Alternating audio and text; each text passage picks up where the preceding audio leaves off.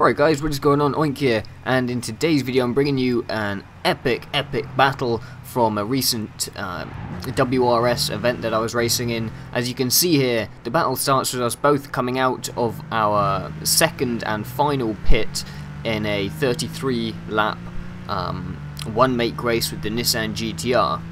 Now, people were making different pit strategies. Ours obviously happened to be so that we both came out at almost the exact same time, and so we'd be together between here and the end of the race, and this turned out to be an awesome battle between myself and GTPlanet. Now, as I said, because the pit strategies were different, at the moment we're in last, but actually we'll overtake a few people in a moment who are in the pits and work our way a little bit higher up the grid. Anyway, straight away, you know, putting the pressure on, and you can see these cars, especially depending on how you set your brake balance, really get a bit of bite and drift if you throw them into the corners. And Holty there clipped the grass coming into that previous corner and skid out, so I had to make some evasive manoeuvres and come across the inside, but he retains his position in first. Now, actually I asked on Facebook if anyone had anything specific that they wanted to see in a video, and one fellow asked if I could talk a little bit about the hacked cars and stuff like that in the game. So I was going to talk about that. However, this replay is so awesome. Like, this is a really cool battle, and it's a really exciting replay, and I was just watching it back and I was just like, this is awesome, you know, like, why wasn't I just going to do a video about this in the first place? So what I will say is, I'm not a fan of hacked cars. I think it's ridiculous, and you know, why do people even bother? Like, this is a simulation game. If people are into simulation, why would you even want ridiculous, like, a million-mile-an-hour Honda Civics and stuff? So that's my general idea on it. I think it's kind of stupid and, I don't know, pretty bad. But anyway, yeah, that's all I can say on that. As you can see there, Holty goes for the earlier brake and takes the inside line. I braked probably a little bit too late, locked up the tyres slightly, and come across the outside of the corner, and have back in second place here in the battle. You can see there Holty clips the grass a little bit coming around the sort of sweeping left-hander and loses grip back down the hill there, and starts sort of skidding left and right. So I just slow up a little bit to so I'm not, you know, running into the back of him. If you're wondering who the grey GT-R there, that is actually the race leader. So as it happened, we pitted as he went through, so he actually got stuck behind us. So I really wanted to try and let him through, but at the same time, I knew that we were on fresher tyres than him, so that we wouldn't be going that much slower, despite it. Obviously he'd be a lot faster than us, given that he's the race leader. But at the same time, obviously I did want to let him through, but I knew that if I slowed up too much, I'd, you know, lose a lot of ground in the battle here with Holty. So I was kind of caught in two minds, but I did eventually go run a little wide and let him down the inside. I'm coming through that chicane. We've got some really close racing coming up on the final corner there. There's three of us running down the straight, and this is actually perfect for me, because now I can get a bit of slipstream and you know, really keep up with him down the straight by slipstreaming the guy who's now just one lap ahead of us. And I didn't want to make a pass. I had enough speed to, but I let off the gas a bit because I wanted to allow him just to stay in front, because it would just get messy if I was just overtaking again. So again, I run wide, let him take the inside line. Unfortunately, Holty gets a nice line through there and actually takes his position back, and we end up right on his bumper there. So I'm picking up some slipstream where I can, and brake a little bit early so I can get the nice line and keep my speed up through the corner there.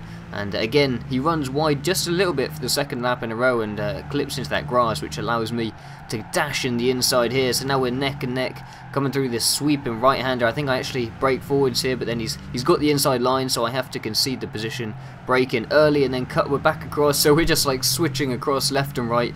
Again, this is like super close. You can see they were neck and neck. I end up getting thrown wide a little bit. I missed my turn in because I didn't want to turn into the side of him as he took the apex, so I got thrown wide a little bit. Then I brake, and that was a really bad play by me. I had the slipstream, had a bit too much speed, and I missed my braking point.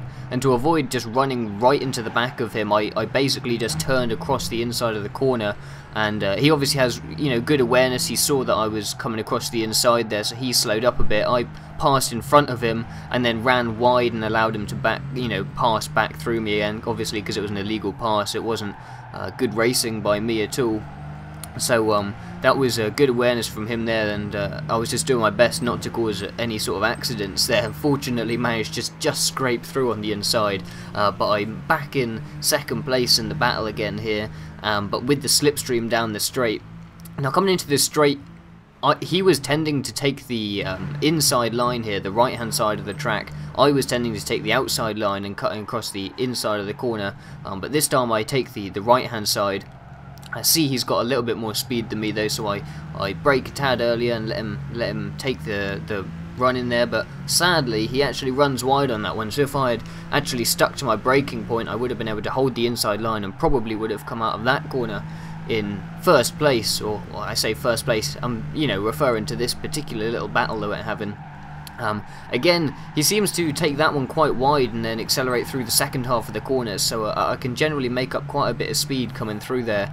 And equally on that corner, I get that inside line. Those two, I've got the line really nicely down and quite good speed through there. The only problem with this, the brake balance and the way that I was driving this car is coming through a lot of the faster speed corners and also some of the slower speed corners. There's so much bite on the car that it really does create quite a lot of smoke, which is a bit of a problem for people behind. So that was, that was frustrating me, that I was creating quite a lot of smoke. Again, that corner coming down the hill with the slipstream, I managed to brake almost exactly the right time and actually took that inside line there as he ran a little bit wide. Nearly took the overtake, but didn't quite have enough speed back up the hill, so he maintains his position ahead of me. And once again, I'm taking that slightly slower inside line through the corners, and again back onto the final straight. I'm in just behind him, back in the slipstream here, and we're coming back down the straight there. If I bring up the timings there, you can see I'm kind of running my best lap is 1:43.7, but sort of 1:45s and all sorts, like different kinds of laps. There's a 1:51 there, I guess, when there was a bit more of a spin. You can see this time he takes the right hand side, and also as we come down the straight there, Racing World and Steph were obviously both in the pits there, so we've taken our turn ahead of them, and that will be their final pit stop. So obviously they were going for a 3-stop strategy. Now, the tyre wear I think was on fast tyre wear and fuel wear. Oh, but get the inside line there as he runs really wide and get ahead of him, which is nice. I haven't managed to be ahead that much during this race. But yeah, so obviously I was on a 2-stop strategy, same as Holty.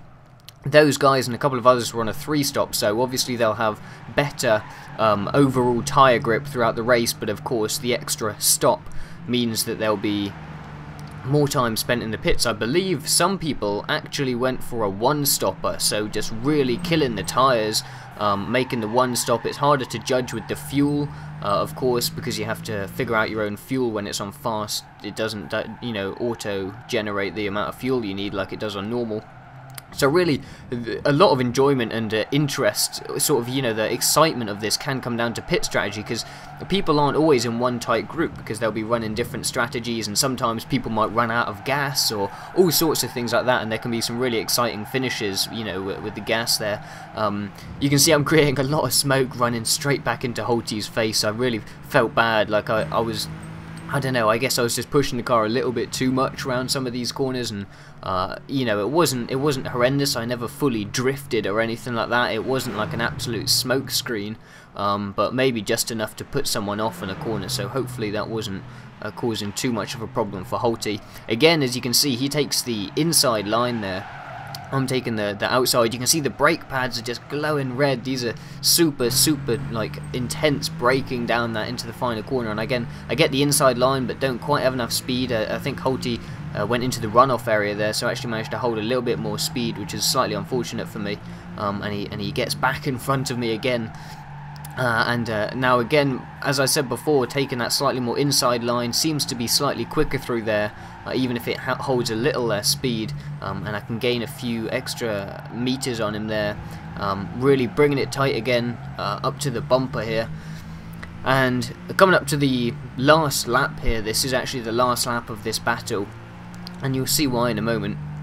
But at this stage I was kind of hoping that someone ahead of us, for example either Scassatori or Shaq, maybe needed one more pit, a late pit on a 3-stop. I wasn't quite sure where the stops had been. Also sadly I was up with Holty earlier on in the race, about lap 15, and I had a really bad, I just completely spanned the car basically. I sort of turned 90 degrees to the track, and I must have lost a good 10 or 15 seconds, which is really a shame, because it would have given me at least an extra position or two up if I'd managed to maintain the original position there. I probably would have come out a fair bit ahead of Holty in the second pit where the replay for this one started. But nevertheless, that's what racing's all about. You gotta try and just run with it. If you make a mistake, you gotta try and do your best to get back into the race, or to find, to have a battle with someone, even if it's further down the pack. You can see here this is really top quality racing, even if it is near the back of the grid. And then finally, I completely outbrake myself, fly off the end of the course into the dirt, and Holty manages to run away with it, and I was really disappointed then.